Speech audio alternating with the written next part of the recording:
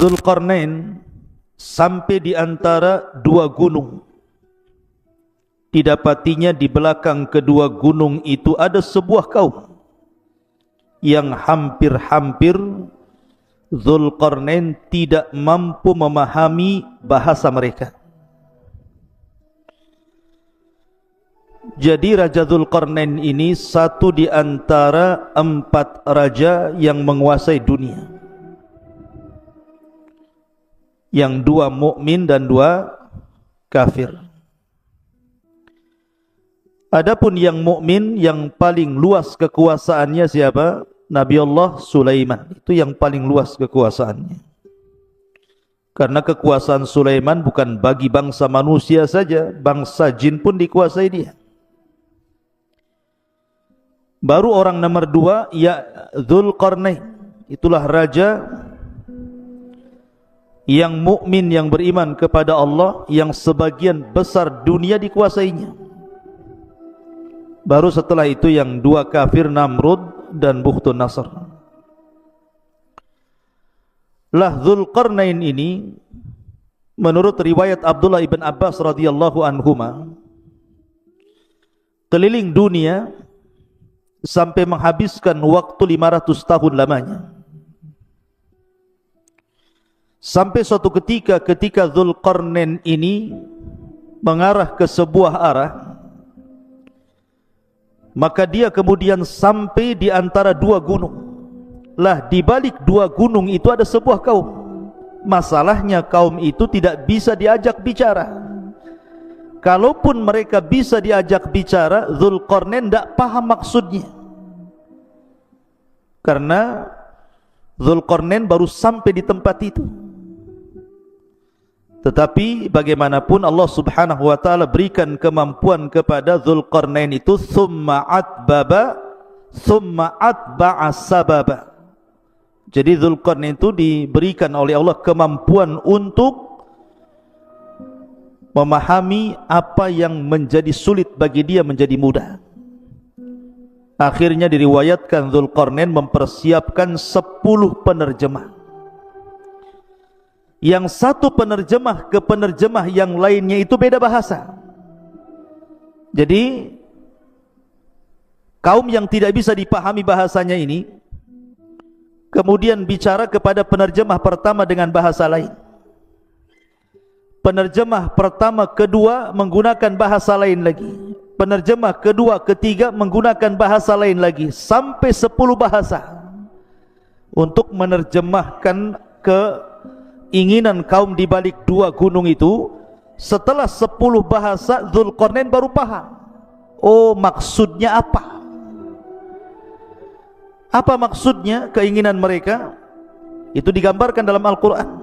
Qalu, mereka mengatakan, ya Dzulqarnaini, inna Ya'juj wa Ma'juj mufsiduna fil ardi, fahal naj'alu laka kharjan ala an taj'al bainana wa bainahum sadda.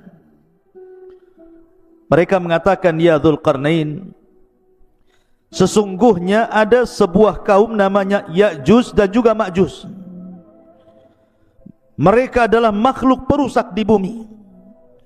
Maka bolehkah kami membayarmu, memberikan imbalan agar engkau membuatkan antara kami dan mereka sebuah benteng yang sangat besar, biar mereka tidak datang lagi kemari. Kemudian Dzulqarnain mengatakan, qala ma makkani fihi rabbi khairun fa'inuni biquwatin aj'al bainakum wa bainahum radmah.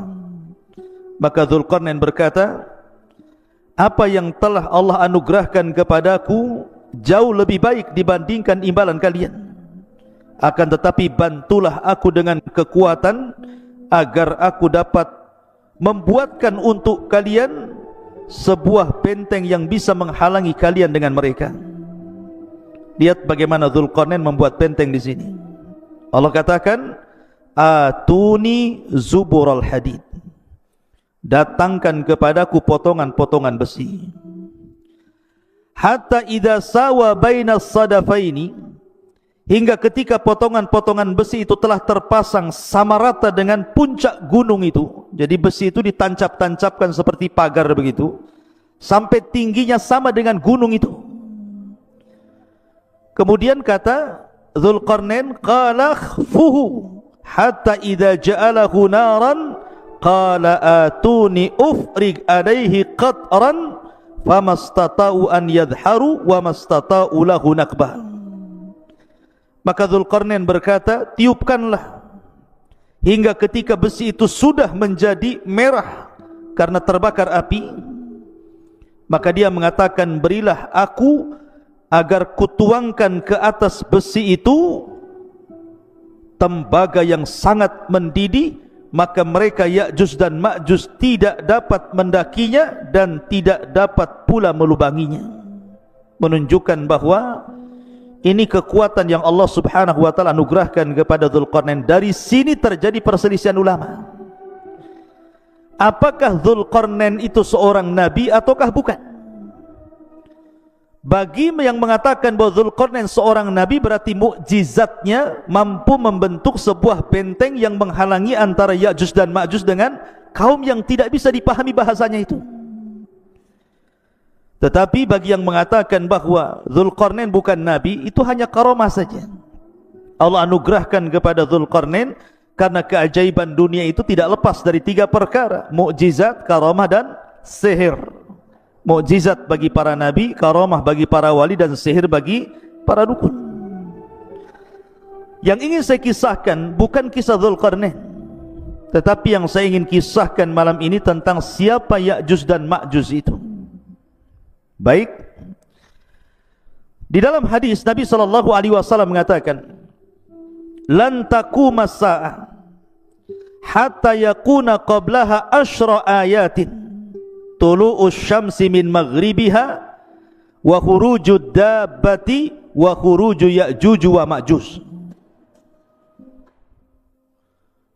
Dalam sebuah hadis yang dikeluarkan Abi Dawud, Nabi SAW bersabda, tidak mungkin tegak hari kiamat sampai kalian mendapati 10 tanda dari tanda-tanda besar hari kiamat. Dalam hadis ini disebutkan sebagiannya. Pertama, munculnya matahari dari arah barat. Yang kedua, munculnya binatang bumi yang bisa bicara. Dan yang ketiga, Ya'juj dan Ma'juj. Kapan keluarnya Ya'juj dan Ma'juj itu, ikhwan? Dan siapa Ya'juj dan Ma'juj itu? Ada yang mengatakan bahwa Ya'juj dan Ma'juj itu satu bapak dengan kita. Bukan satu bapak satu ibu. Kalau saya dengan antum itu satu bapak satu ibu, dari Adam dan Hawa. Tapi Ya'juj dan Ma'juj itu satu bapak saja, lain ibu dengan kita. Lalu siapa ibunya? Ada yang mengatakan bahwa suatu ketika Nabi Adam ini ihtilam, mandi ataupun mimpi basah, sehingga sampai mengeluarkan sperma. Lah spermanya Adam ini jatuh ke tanah. Rupanya karena jatuh ke tanah itulah akhirnya sperma yang menyatu dengan tanah itu tiba-tiba membentuk manusia dari tanah. Itulah yang disebut dengan Ya'juj dan Ma'juj. Jadi bapaknya Adam, ibunya tanah. Nah, itu pendapat yang pertama. Berarti Ya'juj dan Ma'juj dengan kita itu satu bapak, karena beda ibu. Kalau kita kan satu ibu satu bapak. Kalau mereka satu bapak dengan kita saja. Tapi tentu riwayat ini batil, ikhwan. Karena tidak bisa kita menetapkan sesuatu tanpa dalil. Ini cerita Israiliyat. Ya. Tetapi pendapat yang kuat bahwa Ya'juj dan Ma'juj itu satu bapak satu ibu dengan kita. Dia turunan Adam dan juga turunan Hawa. Allah Subhanahu wa taala berfirman dalam surah Al-Ankabut ayat 15, fa'anjaynahu wa ashabas safinati. Kami selamatkan Nuh dan seluruh orang-orang yang ada di perahunya. Dan Allah juga mengatakan dalam surah As-Saffat ayat 77, wa ja'alna dzurriyyatahu humul baqin. Dan kami jadikan seluruh anak turunan Nuh itu yang akan hidup sampai kiamat. Dari sini bahwa Ya'juj dan Ma'juj itu secara nasab itu sampai kepada Nuh alaihi salatu wassalam. Disebutkan bahwa dalam sebuah hadis yang diriwayatkan dalam kitab Al-Musnad ataupun dalam kitab Sunan, jadi Nuh alaihi salatu wassalam itu kan memiliki beberapa putra. Ada 4 putra, tetapi yang satu kafir, namanya Kan'an, itu kafir, ikut agama ibunya dan mati tenggelam.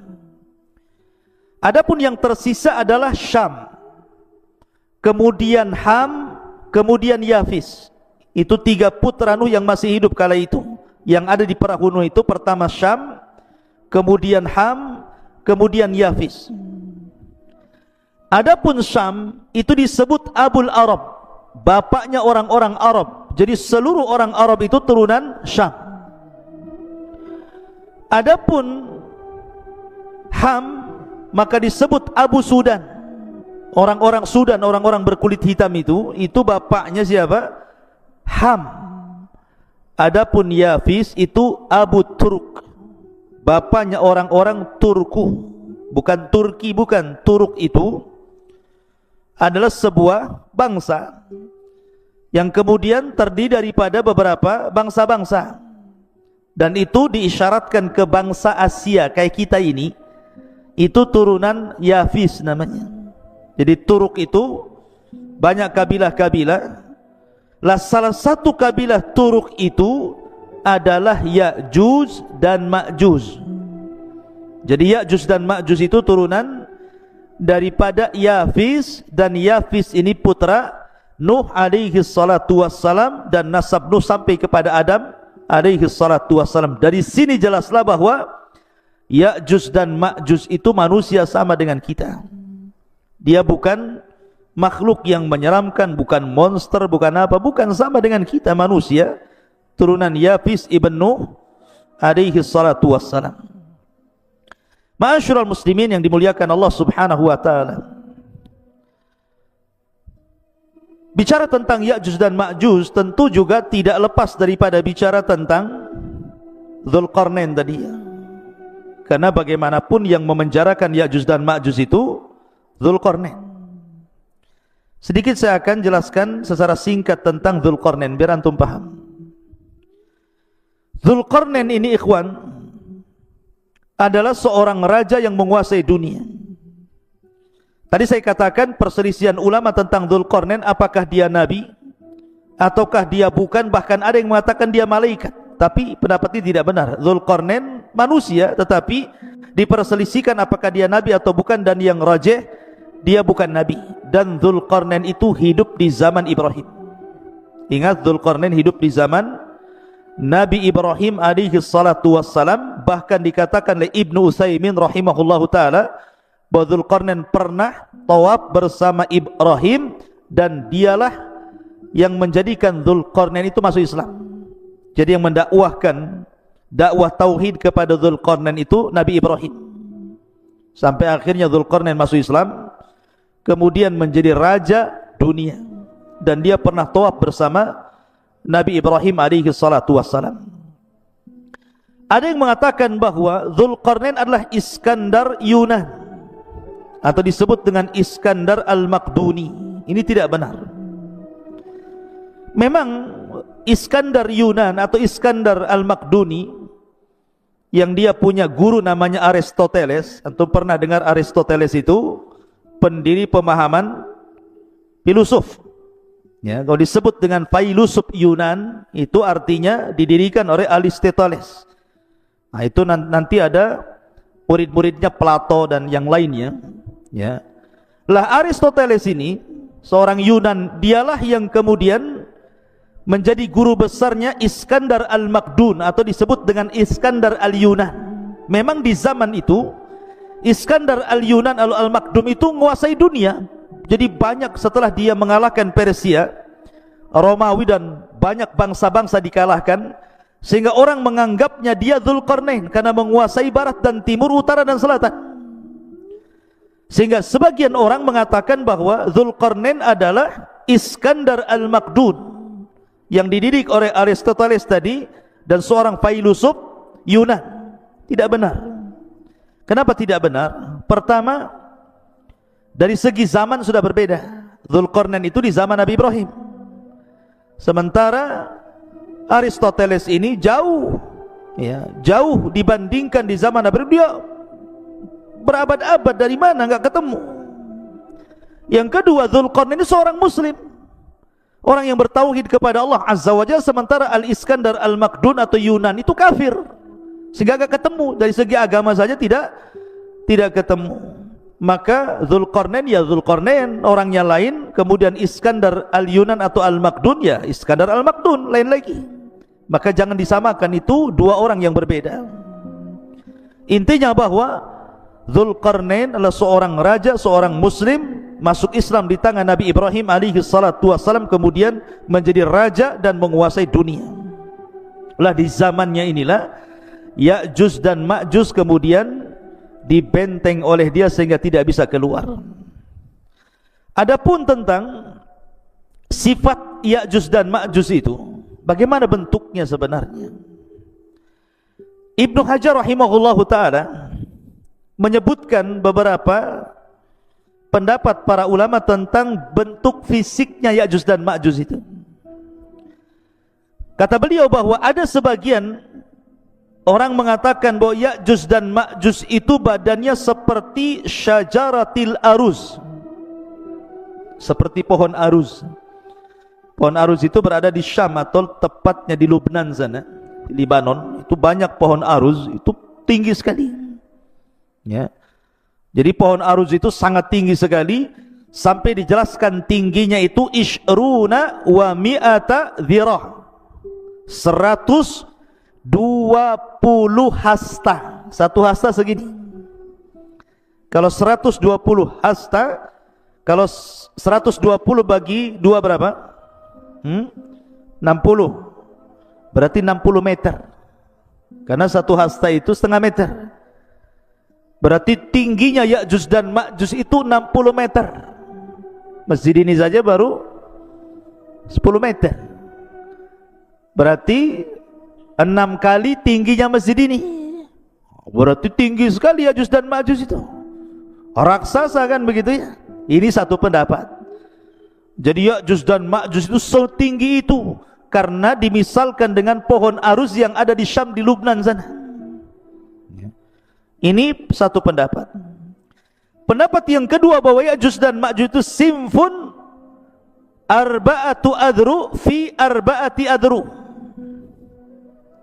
Satu dhira, satu hasta. Jadi dia tingginya 4 hasta, lebarnya 4 hasta. Nah, jadi kotak itu jadinya, ya.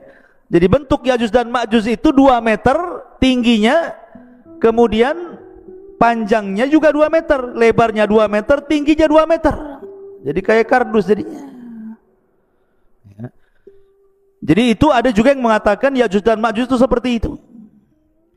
Kemudian juga ada yang berpendapat simfun yaftarishuna adhanahum wa yaltahifuna bil ukhra. Jadi Ya'juj dan Ma'juj itu punya telinga besar sekali. Telinganya besar sekali, panjang. Jadi satu telinga digunakan untuk selimut dia kalau dia tidur, maka satu telinganya lagi digunakan untuk membunuh, untuk menyerang. Nah, ini kayak apa ini? Telinganya besar sekali, ya. Kemudian juga ada yang mengatakan bahwa Ya'juj dan Ma'juj itu tuluhum shibrun aw shibraini wa atwaluhum salasata ashbar. Paling tinggi 3 jengkal segini. Seginilah, segini. Ada juga yang 2 jengkal, ada juga 1 jengkal segini tingginya itu. Berarti manusia kerdil. Tapi sekali lagi ini hanya pendapat, tidak didasari dalil-dalil sama sekali. Ini hanya dinukilkan dari kisah Israiliyat. Jadi Al-Hafidh Ibnu Hajar menukilkan pendapat tentang bentuk Ya'juj dan Ma'juj ini adalah semuanya riwayat dhaifah, tidak ada yang sahih. Lalu yang sahih seperti apa? Yang sahih diriwayatkan dalam sebuah hadis dari Ibnu Harmalah, dari bibinya, yang diriwayatkan oleh Imam Ahmad dalam musnadnya. Ini bentuk fisik asli yang sahih ini. Disebutkan dalam sebuah hadis, khataba Rasul sallallahu alaihi wasallam wa huwa asibu isba'ahu min ladghati aqrabin. Rasul sallallahu alaihi wasallam berkhutbah dalam keadaan jarinya tersengat kalajengking. Kemudian beliau mengatakan, innakum taquluna la aduwa wa innakum la tazaluna tuqatiluna aduwan hatta ya'tiya ya'juj wa ma'juj iradul wujuh sigharul uyun syuhbus syi'af min kulli hadhabin yansilun ka'anna wujuhahum al-mujanal mutraqatu. Kata Nabi SAW, kalian mengatakan tidak ada musuh lagi, padahal sesungguhnya kalian akan terus memerangi musuh sampai datangnya sebuah kaum yang namanya Ya'juj dan Ma'juj. Siapa mereka? Mereka adalah lebar mukanya, kecil matanya alias sipit, warna putih di rambut atasnya. Mereka mengalir dari tempat-tempat yang tinggi, seakan-akan wajah mereka persis seperti perisai perang. Artinya bahwa Ya'juj dan Ma'juj itu kalau kita kelompokkan satu dunia ini, orang-orang yang mirip dengan Ya'juj dan Ma'juj itu berdasarkan hadis Imam Ahmad ini mengisyaratkan ke mana? Ke bangsa Cina. Ke bangsa Cina kan? Kita ini orang-orang Asia itu kan matanya sipit, bulat, pendek gitu ya. Orang-orang kayak orang-orang Mongol gitu ya. Ya, jadi Ya'juj dan Ma'juj itu disyaratkan kepada bangsa-bangsa Cina. Tapi bukan berarti kemudian Ya'juj dan Ma'juj itu Cina, tidak ada. Bukan, orang Cina bukan Ya'juj dan Ma'juj. Maksudnya fisiknya persis seperti mereka. Seperti orang Cina. Kalau Novel ini tidak seperti orang Cina, orang Bangla ini. Ya. Jadi Ya'juj dan Ma'juj itu seperti orang Cina, maksudnya fisiknya, tapi bukan berarti Cina itu Ya'juj Ma'juj, tidak. Karena ada yang berpendapat bahwa Ya'juj Ma'juj itu Cina, bukan. Kemudian benteng yang dibangun Dzulqarnain itu tembok Cina, ya, nggak nyambung ikhwan. Jaka sembung nggak nyambung. Kenapa? Karena tadi saya sudah jelaskan ayatnya kan, bahwa temboknya Dzulqarnain itu terbuat dari besi, kemudian dilumuri tembaga. Nah, tembok Cina dari mana? Dari tembok, dari batu bata aja disusun. Yang kedua, tembok Cina pernah roboh sebagiannya. Kalaupun seandainya dirudal itu bisa roboh, tapi bentengnya Ya'juj dan Ma'juj tidak bisa, kuat sekali. Dan itu berdasarkan Al-Quran dan juga hadis Nabi SAW, tidak mungkin roboh benteng itu kecuali Allah izinkan roboh. Jadi tidak ada kaitan benteng Cina dengan bentengnya Dzulqarnain atau Ya'juj dan Ma'juj dengan orang Cina, nggak ada kaitan di situ. Ya'juj dan Ma'juj lain, benteng Cina juga lain, bukan benteng Ya'juj dan Ma'juj. Ya, secara fisik ya persis gitu saja. Ya. Ma'asyiral muslimin yang dimuliakan Allah Subhanahu wa taala. Kemudian dari segi jumlah mereka kan sekarang terkurung ikhwan, karena ada yang mengatakan di balik benteng ini di mana? Apakah dalam tanah, di gua-gua, di gorong-gorong gitu ya, atau di dalam dasar lautan, atau di atas bumi, wallahu alam. Tetapi lihat bagaimana Allah Subhanahu wa taala gambarkan betapa banyaknya mereka. Nabi SAW bersabda dalam hadis Abi Sa'id Al-Khudri radhiyallahu an. Nabi SAW mengatakan, yaqulullah, berarti di sini hadis qudsi ya, Allah berfirman, ya Adam, wahai Adam. Jadi suatu ketika Allah akan memanggil Nabi Adam. Kemudian Adam mengatakan, labbaika wa sa'daika wal khairu fi yadaik. Kata Adam, labbaik, ku sambut panggilanmu ya Rabb dengan senang hati dan kebaikan semua di tanganmu ya Rabb. Fayaqul, maka Allah berfirman, akhrij ba'than nar. Wahai Adam, keluarkan pasukan penghuni neraka. Adam, keluarkan pasukan penghuni neraka. Kemudian dia mengatakan, inna kulla alfi tis'a mi'atin wa tis'atan wa tis'ina fa indahu yashibus saghir wa tada'u kullu dhati hamlin hamlaha wa taran nasa sukara wa ma hum bisukara walakinna adzaballahi syadid. Qalu ya Rasulullah wa ayyuna dhalikal wahid? qala abshiru fa inna minkum rajulan wa min Ya'juj wa Ma'juj alfa. Perhatikan. Kemudian kemudian Allah berfirman kepada Adam, keluarkan pasukan penghuni neraka. Adam bertanya, apa pasukan penghuni neraka itu ya Rabb? Maka Allah mengatakan, mereka dari setiap 1000 orang 999 orang. Jadi perbandingan kita dengan Ya'juj dan Ma'juj itu, jadi kalau ada 1000 orang, maka satu kita 999 Ya'juj dan Ma'juj. Anda bisa bayangkan bandingannya itu. Jadi kalau antum di sini ada 20 orang, dibandingkan dengan Ya'juj dan Ma'juj, setiap satu orang bandingannya 999. Berarti jumlah mereka banyak. Jadi kalau antum melawan Ya'juj dan Ma'juj, antum satu orang melawan 999 Ya'juj dan Ma'juj. Kira-kira menang gak tuh? Antum satu orang lawan satu orang aja kalah antum. Ini 999, bonyok lah. Banyak jumlahnya kan. Macam mana cara melawannya ini? Sekian banyaknya itu kan. Kemudian Allah berfirman, membacakan ayat Al-Quran setelah menyebutkan mereka dari setiap 1000 orang 999 orang. Ketika itu anak kecil menjadi beruban, setiap yang hamil melahirkan apa yang dikandungnya, dan kamu lihat orang-orang seakan-akan mabuk padahal mereka tidak mabuk, tetapi karena azab Allah yang sangat keras. Para sahabat bertanya, Rasul, siapa yang satu itu? Maka Nabi SAW mengatakan, bergembiralah, sesungguhnya penghuni neraka itu satu di antara kalian, dan Ya'juj dan Ma'juj 1000 dari mereka. Artinya dari 1000 orang itu satu di antara kita, 999 dari mereka. Menunjukkan penghuni neraka banyak sekali. Karena dari Ya'juj dan Ma'juj saja bandingannya 1 banding 999 jiwa gitu ya. Maka dari hadis ini ada beberapa faedah. Pertama, Ya'juj dan Ma'juj calon penghuni neraka. Yang kedua, jumlah mereka besar. Dan yang ketiga, mereka adalah turunan Adam alaihi salatu wassalam.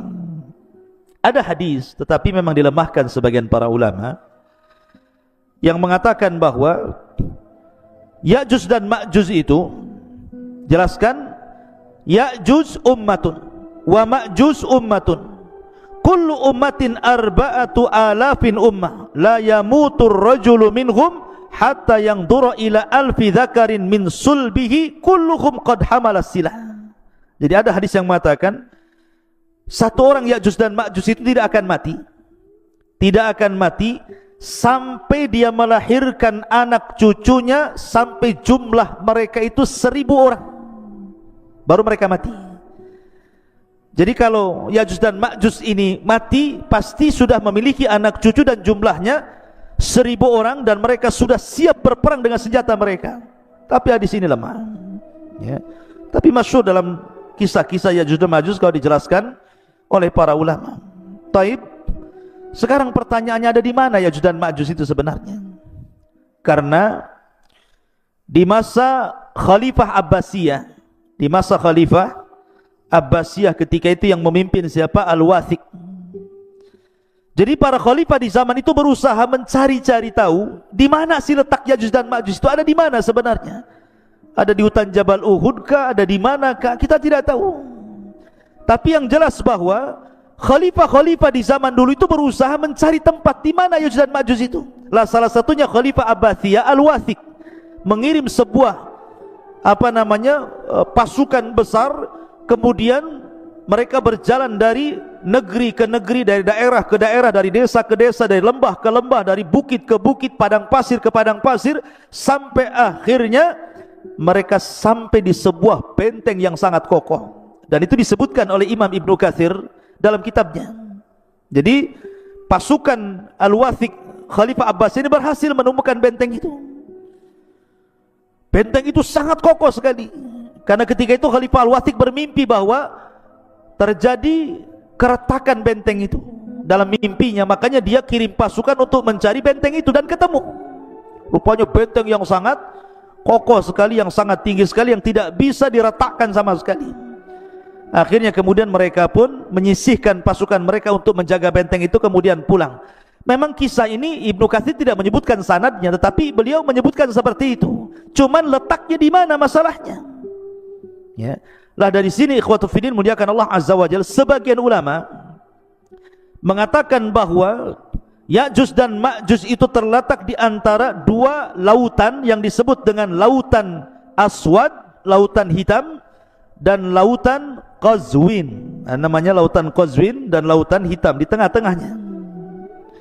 Ada juga yang mengatakan seperti yang dikatakan oleh Al-Imam At-Tabari, Al-Imam At-Tabari rahimahullahu taala, bahwa letak Ya'juj atau bentengnya Dzulqarnain yang di baliknya itu ada Ya'juj dan Ma'juj, itu baina Armenia wa Adribijan walakin lam yasil ahadun ila dzalik. Kata At-Tabari mengatakan bahwa letak benteng Dzulqarnain atau letak Ya'juj dan Ma'juj itu ada di antara Armenia dan Adribijan. Antara Armenia dan Adribijan, mungkin kalau sekarang mungkin dekat Georgia namanya, Georgia gitu ya. Nah, di sekitar Georgia sana. Nah, sekitar itulah. Mungkin dari Cina itu ke arah mana itu? Ke arah selatan atau ke utara gitu ya. Nah, sekitar itu. Tapi yang jelas tidak ada satupun orang yang sampai ke situ. Adapun kisah Ibnu Katsir tentang delegasi Khalifah Abbasi Al-Wathiq ini wallahu alam, karena tidak bersanad masalahnya. Tapi yang jelas kita yakini bahwa Ya'juj dan Ma'juj itu ada di balik benteng Dzulqarnain. Kapan keluarnya? Wallahu alam, karena itu tanda dari tanda-tanda kiamat besar. Sekarang bagaimana keluarnya? Bagaimana cara keluarnya? Ma'asyiral muslimin yang dimuliakan Allah Azza wa Jalla, saya akan runut satu tanda kiamat sebelum keluarnya Ya'juj dan Ma'juj. Kita tahu bahwa sebelum keluarnya Ya'juj dan Ma'juj itu, dari tanda-tanda kiamat besar adalah keluar Dajjal. Dajjal dulu ya. Dajjal dulu keluar, baru kemudian Ya'juj dan Ma'juj. Jadi Dajjal ini fitnahnya adalah fitnah agama. Jadi Dajjal itu fitnahnya fitnah agama. Fitnah agama artinya bahwa Dajjal ini sama sekali tidak merusak seperti Ya'juj dan Ma'juj. Memang murni fitnah agama, tidak ada kaitan dengan Ya'juj dan Ma'juj ya. Lah kemudian Allah subhanahu wa ta'ala takdirkan turun Isa bin Maryam, kemudian membunuh Dajjal.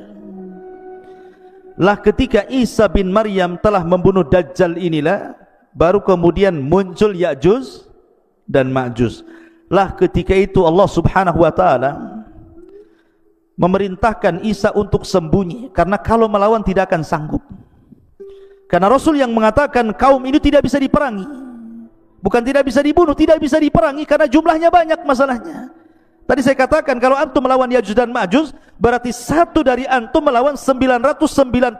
Macam mana cara membunuhnya? Yang ada kita yang dibunuh mereka gitu ya. Makanya karena saking banyak jumlahnya itulah, makanya Rasul sallallahu alaihi wasallam bersabda bahwa kaum ini tidak bisa diperangi. Makanya kenapa Allah subhanahu wa ta'ala merintahkan Isa untuk membawa pasukan kaum muslimin sembunyi di Bukit Tur. Gak usah dilayan. Kalau kau maksa perang pasti kalah ya. Akhirnya kemudian Isa hanya bertawakal kepada Allah Azza wa Jal, sampai akhirnya mereka kelaparan di bukit itu, sampai kepala kerbau jauh lebih berharga dibandingkan emas dan perak, karena mereka gak bisa keluar, dikepung saking banyaknya Ya'juj dan Ma'juj itu ya. Lah dari sini ikhwatu fillah muliakan Allah Azza wa Jalla, Allah subhanahu wa ta'ala berfirman, ataupun hadis Nabi sallallahu alaihi wasallam dari Sam'an, dari Nawas ibn Sam'an, idh awhallahu ila Isa, Allah subhanahu wa ta'ala mewahyukan kepada Isa bin Maryam, inni qad akhrajtu ibadan li la yadani li ahadin biqitalihim faharriz ibadi ila Tur. Sesungguhnya aku mengeluarkan hamba-hambaku yang tidak ada kemampuan bagi seorang pun untuk memeranginya. Biarkanlah mereka hamba-hambaku menuju Tur. Jangan dilayan Ya'juj dan Ma'juj itu.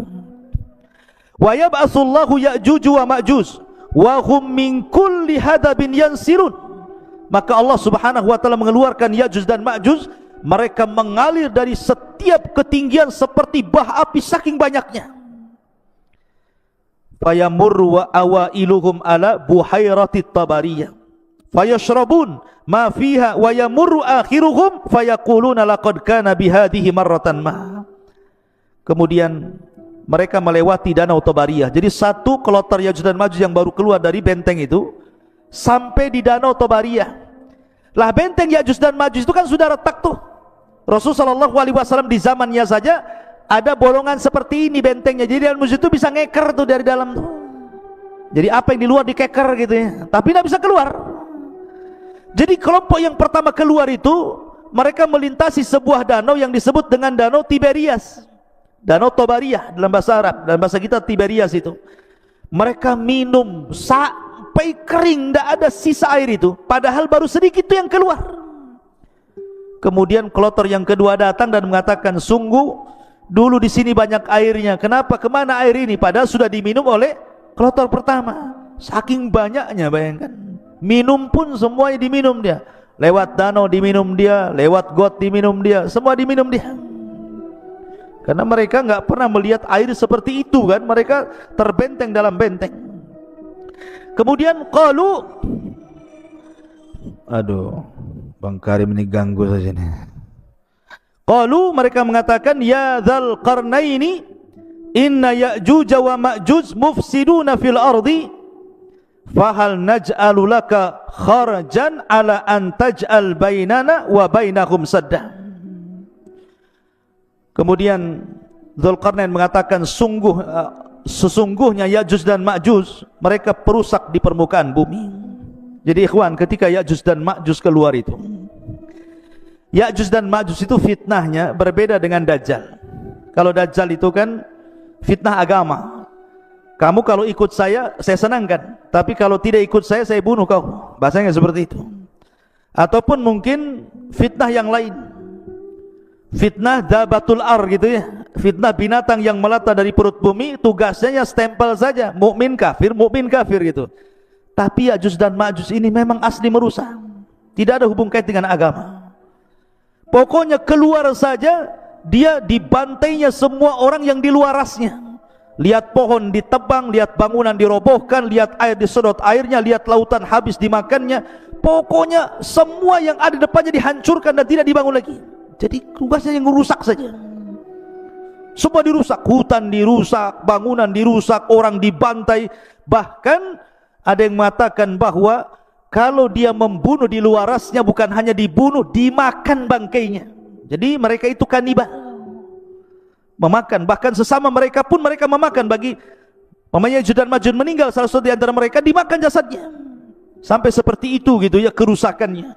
Jadi ngeri gitu ya Ya'juj dan Ma'juj itu. Makanya wajar kalau seandainya tidak ada satupun ras di luar Ya'juj dan Ma'juj, kecuali mereka akan dibantai, dibunuh, dimakan. Kecuali yang sembunyi, mereka selamat. Kalau enggak sembunyi, mereka tidak selamat. Makanya kemudian Ya'juj dan Ma'juj ini mereka akan terus menyerang di luarasnya, akan keliling dunia, akan membantai ke desa-desa, ke kota-kota, ke daerah-daerah, ke kutub-kutub. Mereka akan meluas di mana-mana. Sampai ketika mereka sudah puas karena merasa sudah tidak ada lagi yang diserang, sombong mereka. Kesombongan itulah sampai kemudian mereka mengatakan, qatalna man fil ardi sanaqtuluhu man fis sama, katanya. Kami sudah membantai orang-orang yang di bumi, sekarang yang di langit ku bantai juga, katanya. Lihat, dia mau membantai orang-orang yang di langit, malaikat. Bumi ini kecil ikhwan, dibandingkan dengan langit, kata Nabi SAW, seperti kita punya cincin dilempar ke padang pasir. Bumi itu cincinnya, padang pasir itu langitnya.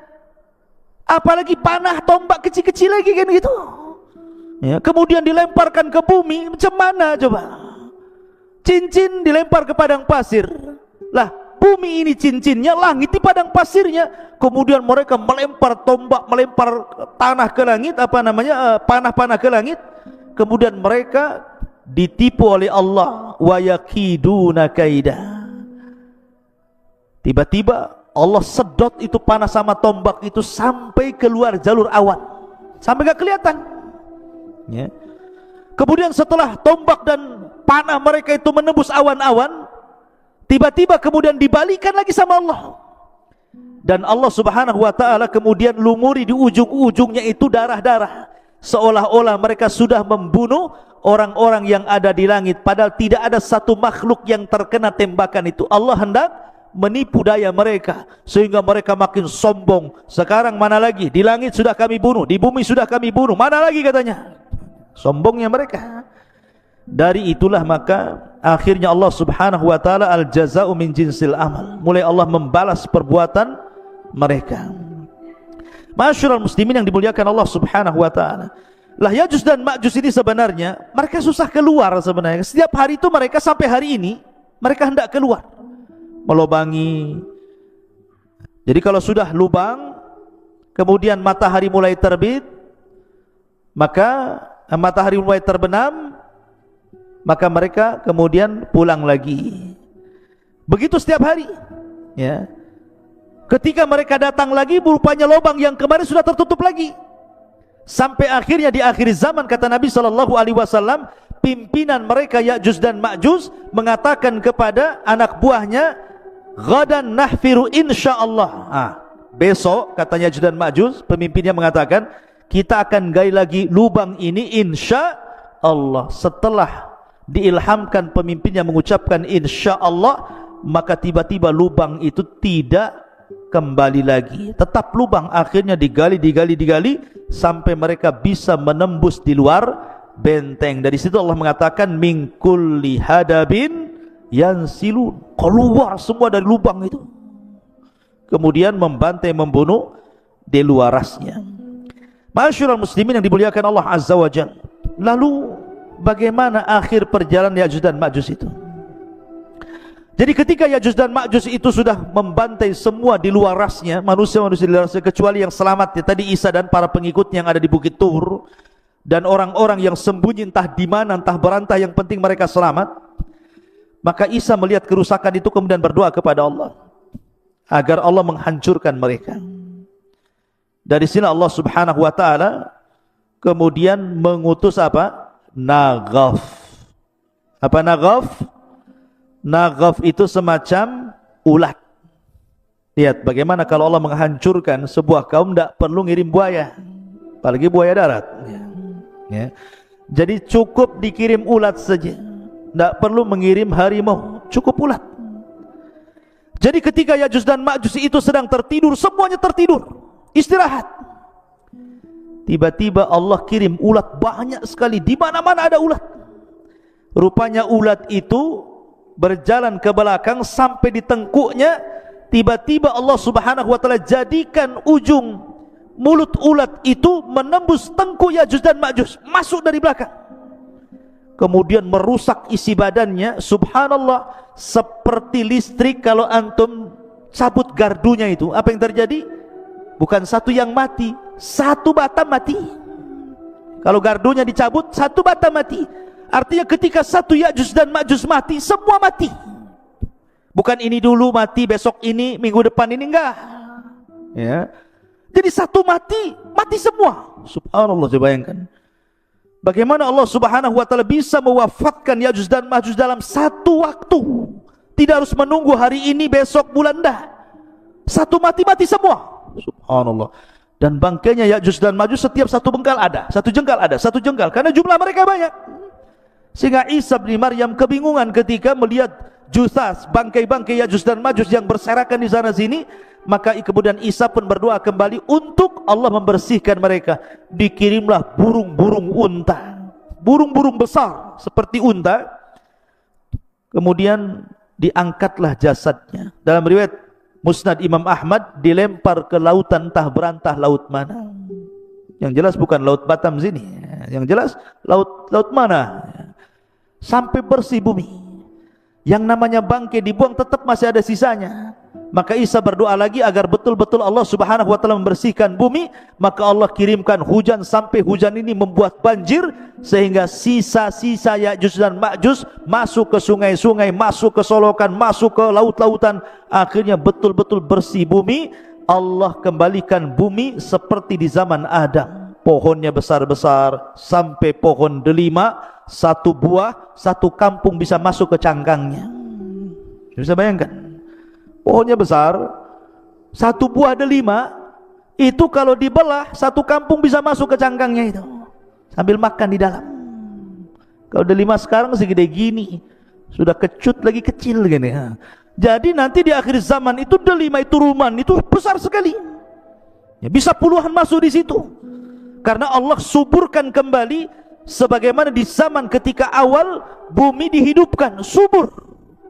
Dari sini akhirnya Isa bin Maryam mulai membawa pasukan Imam Mahdi yang sudah meninggal, memimpin dunia, mematahkan salib, kemudian membunuh babi, kemudian menegakkan keadilan. Bagi yang tidak mau ikut syariat Islam maka akan dibantai, bagi yang ikut maka selamat.